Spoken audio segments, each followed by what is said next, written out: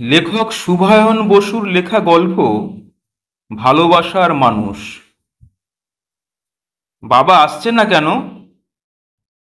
এই নিয়ে 5বার প্রশ্ন করল মিতুন। প্রথম প্রথম বিরক্ত হচ্ছিল অপরাজিতা। বলছিল, আমি কি করে বলবো কেন আসছে না, ঠিক আসবে এখন। ঘরের কাজ করতে করতে বারান্দা দিয়ে দূরে রাস্তায় চোখ চলে যাচ্ছিল বারবার। মিতুনেরও আজ পড়ায় মন নেই। সবে তো বাজলো মাত্র 6:30। মানুষটা আসার সময় পেরিয়ে যায়নি এখনো। টিভিতে আজ মন বসলো না অপরাজিতার। এত দেরি করে না তো অভি সচরাচর। কিছু বলেও যায়নি সকালে। ফোনটাও কখন থেকে সুইচড অফ। একটু চিন্তা হচ্ছে। রাস্তাঘাটের ব্যাপার সবসময় খারাপ চিন্তাটাই আগে মাথায় আসে। মেয়েটা যখন বারবার ঘ্যান ঘ্যান করে বাবার কথা জিজ্ঞেস করতে লাগলো, শেষে মিথ্যে করেই বলে দিল অপা, বাবার অফিসের কাজ ছিল বোধহয়, ফিরতে তাই দেরি হচ্ছে, তুমি হোমওয়ার্ক করে ফেলো। বারান্দায় গিয়ে দাঁড়ালো অপা। মেয়েটাও সঙ্গ ছাড়ছে না। মেয়েটা বড্ড বাবার ন্যাওটা। যত রাতেই বাবা ফিরুক না কেন, এক ছুটে বাবার বুকে ঝাঁপিয়ে পড়বে। আর অভিরও কোনো ক্লান্তি নেই। ব্যাগ জুতো মোজা কোথায় কোথায় ছুঁড়ে ফেলে মেয়েকে নিয়ে খাটে গড়াগড়ি আদর। তুমি এখানে কি করছো মিতুন, যাও ঘরে। হোম টাস্কগুলো হলো না এখনো, বাবা এখনই আসবে, যাও বলছি। মৃদু শাসনের সুর অপরাজিতার গলায়। ওর দুশ্চিন্তামগ্ন অন্যমনস্কতা 6 বছরের মেয়েরও নজর এড়ায় না বোধহয়। তাই মেয়ে কাজ ছাড়ে না মায়ের। দুজনে তাকিয়ে থাকে তৃতীয় ব্যক্তিটির ঘরে ফেরার অপেক্ষায়। মায়ার বাঁধন একেই বলে। টিভিতে কোনো প্রোগ্রামই তেমন ভালো লাগছে না আজ। আরও একবার চেষ্টা করেছে অভির মোবাইলে, এখনো সুইচড অফ।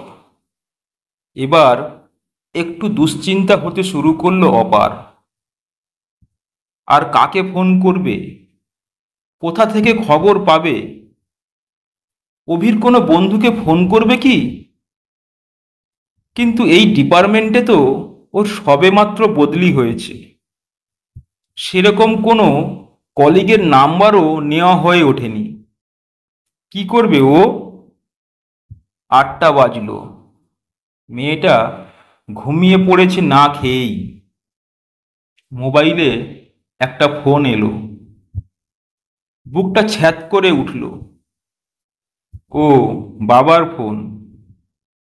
অভি ফেরেনি শুনে বলল, দেখ, আজও তো অবরোধ হয়েছে কলেজ স্ট্রিটে। কলকাতা রাস্তাঘাট যা, কারো বাড়ি ফেরার টাইমের ঠিক নেই। চিন্তা করিস না, ঠিক ফিরে আসবে। বাবারা এরকমই হয়।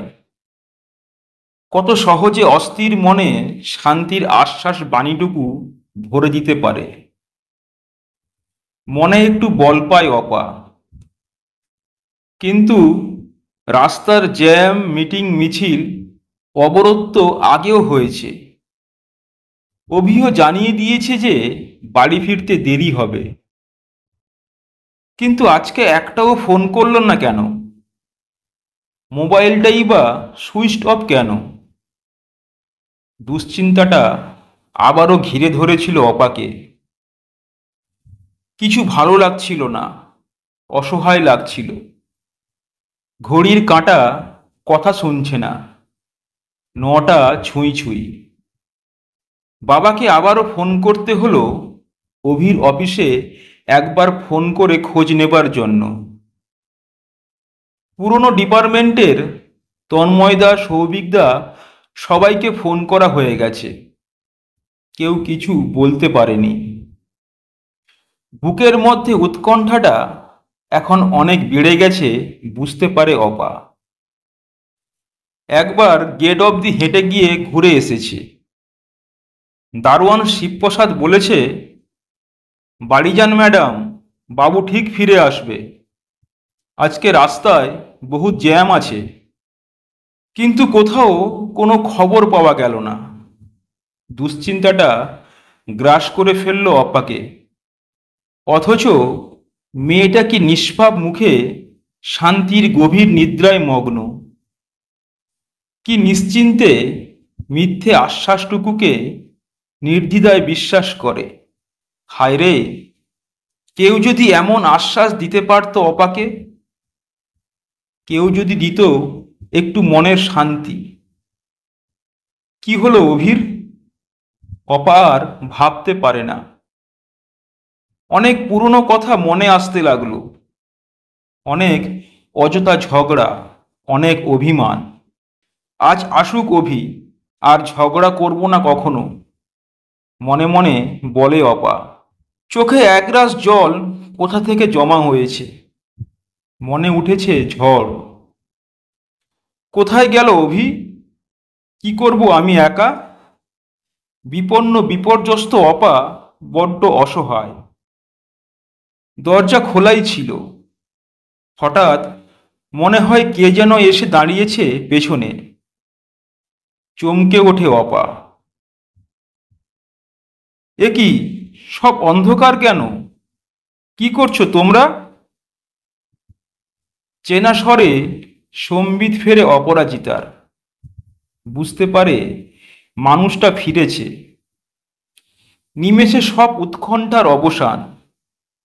হঠাৎ এত আবেগ উঠে আসে ওর গলা দিয়ে। জীবন মরণ যাই বলো, সব তো এইটুকুই, এই অভি আর মিতুন। নিজেকে আর ধরে রাখতে পারে না অপা। একটা আশ্রয় চাই। ঝাঁপিয়ে পড়ে অভির বুকে। চেনা ঘামের গন্ধে মুখটা গুঁজে দিয়ে ডুকরে ওঠে। কি করছিলে এত রাত পর্যন্ত? কেন এত দেরি করলে? কেন একবারও জানাওনি? সব ভালোবাসার মানুষই জানে এই সময় কিছু বলতে নেই, শুধু পাল্টা অনুভূতির উত্তাপে মুড়ে ফেলতে হয়, জড়িয়ে নিতে হয় আশ্লেষে। গল্পটি কেমন লাগলো কমেন্ট করে জানাবেন। গল্পটি যদি ভালো লেগে থাকে ভিডিওটিতে একটি লাইক করে দেবেন ও চ্যানেলটি সাবস্ক্রাইব করে পাশে থাকবেন। সবাই ভালো থাকবেন, সুস্থ থাকবেন। নমস্কার।